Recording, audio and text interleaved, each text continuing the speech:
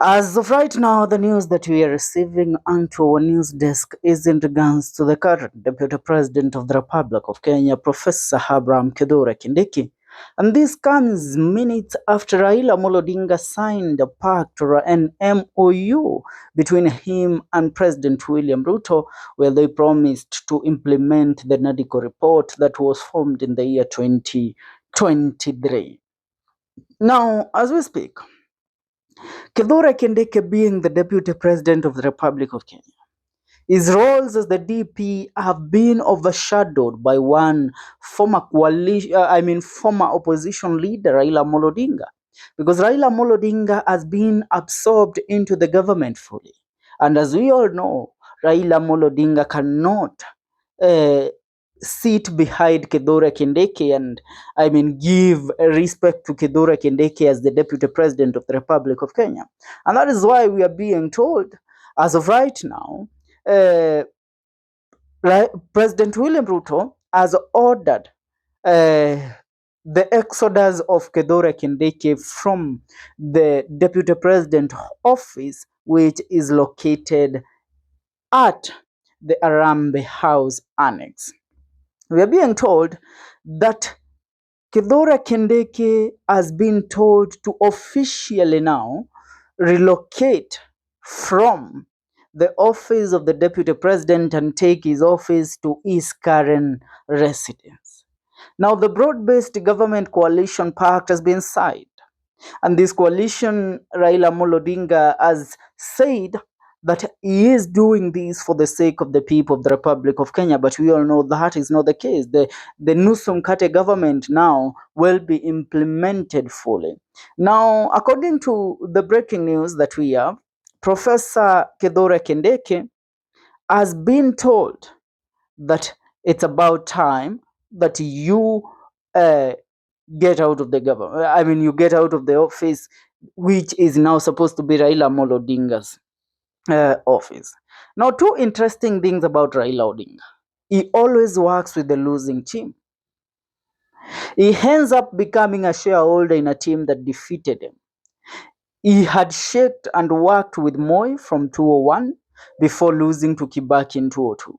He had shaked and worked with Kibaki from 2008 before losing to Uhuru in 2012.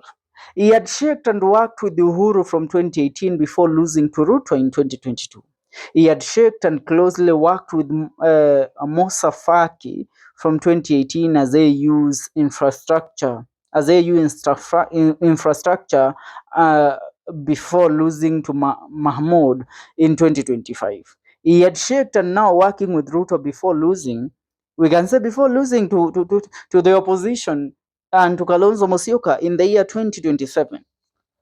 Now, Kithure Kindiki's factor in the current government is nowhere to be seen. He is not needed. He has been unable to deliver what President William Ruto wanted him to deliver.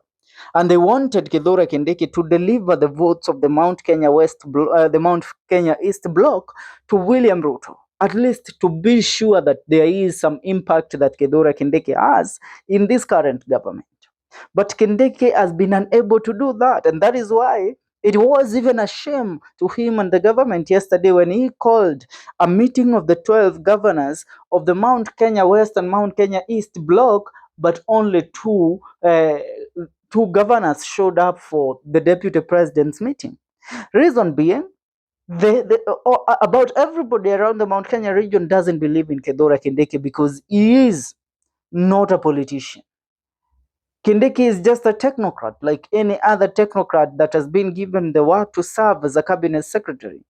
Are we together? And that is why people now believe that the current deputy president of the Republic of Kenya is Raila Odinga. And that is why even President William Ruto has told Kithure Kindiki, it's about time now you shift your offices from here to to your current residence. Are we together?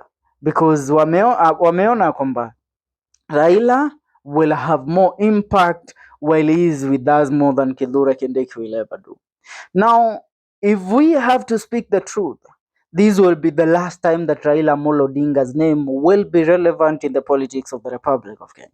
But he has chosen a path, and this path is a path that is doomed, a path that will lead him to the destruction and to the destroying of his legacy.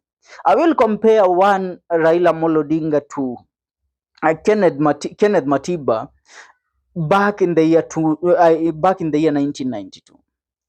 Matiba, when the multi-partyism was brought into the country and we had the first multi-party election in the year 1992, Matiba and Jaramogi Oginga Odinga were supposed to work together. Are we together? But Matiba and Jaramogi Oginga Odinga decided, all of them, with Mwai Kibaki, to run for the presidency against one the late President Daniel Toroitich arap Moi. Matiba came second in the said election. But for sure, it was believed that Matiba would have won the election if Matiba, Jaramogi Oginga Odinga, and Mwai Kibaki would all have agreed to work together. Now, after losing that election, Matiba's factor in the politics of the Republic of Kenya was dimmed. But if there is a president that Kenya never had, is Kenneth Matiba, because he put his interest first and decided to run and not to join hands with Jaramogi Oginga Odinga in 1992. Matiba ran and lost to Daniel Moi. But if they had joined hands, they would have removed Daniel Moi from the seat and he would not have served for another 10 years. The same thing is happening here. If Raila Odinga would have joined the opposition, he would have been sure that these people, they would deliver, they would back me for presidency, and he would become at least a president in the Republic of Kenya. But he has decided to not follow that route, to decide to become an irrelevant factor in the politics of the Republic of Kenya.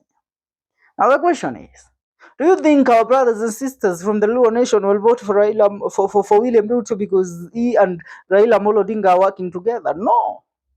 And is there a possibility that Raila Odinga might walk out of William Ruto's government before the year 2027? There is also that factor. But even if that factor comes in, there is nobody will ever believe Raila Odinga again. There is nobody will ever trust Raila Odinga again. And let me ask, what are the parents saying?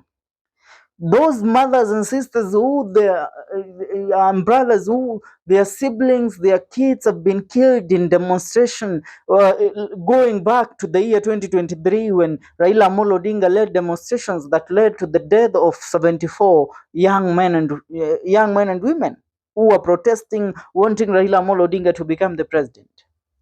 The regime that killed them, Raila Odinga, is massaging their ego in government right now.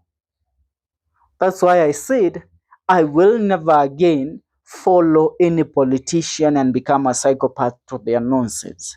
Not even Wamunyoro. Because Wamunyoro also has an agenda. Kithure Kindiki has lost the Mount Kenya influence. He does not have any. And if he doesn't have any, he is not in any way a factor in William Ruto's current regime. Ruto anahitaji bwana people that deliver. Ruto anahitaji people that will show him that we are bringing this number of votes to you come the year 2027. Are we together? Ukitazama hayo utagundua ya kwamba sasa mambo yabadilika. Mambo yabadilika. Kindiki ameambiwa akwende akaishi Karen. Maoni yako ni yapi mtazamaji? Achia maoni kwenye comment section.